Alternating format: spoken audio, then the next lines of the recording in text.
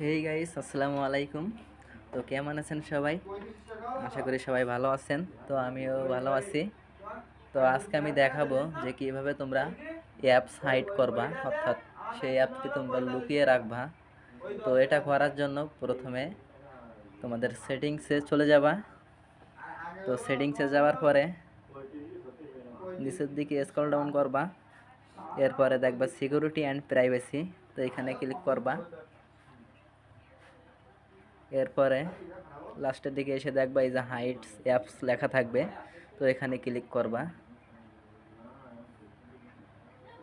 তো আমি অন্য পদ্ধতিতে দেখিয়ে দিচ্ছি যে যাদের অ্যাপস হাইড লেখা আসবে না এখানে, তারা এখানে লিখতে পারো HIDE হাইড APP অ্যাপ, এই যে হাইড অ্যাপ।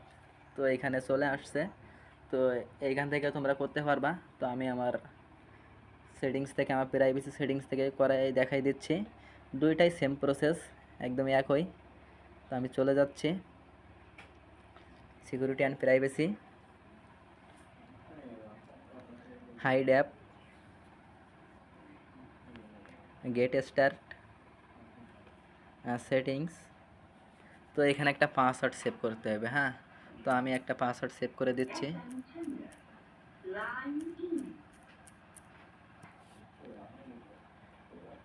তো এইখানে আমি আমার একটা অ্যাকাউন্ট খোলা আছে, ওয়াপো অ্যাকাউন্ট। তো সেইখানে আমি এটা করে দিছি।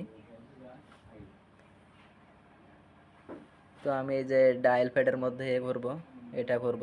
তো আমি ডায়াল প্যাড সিলেক্ট করছি, তোমরা চাইলে হোম স্ক্রিনে সিলেক্ট করতে পারো।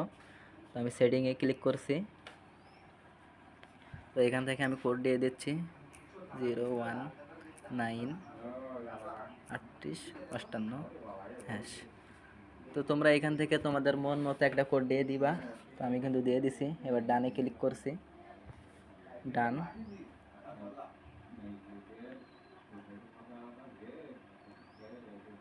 তো এখান থেকে বের হয়ে যাইতে হবে। এবার আমরা ডায়াল প্যাডে গিয়ে দেখবো যে আমাদের সেটিংসটা হয়েছে কিনা। তো চলো ডায়াল প্যাডে যাওয়া যাক।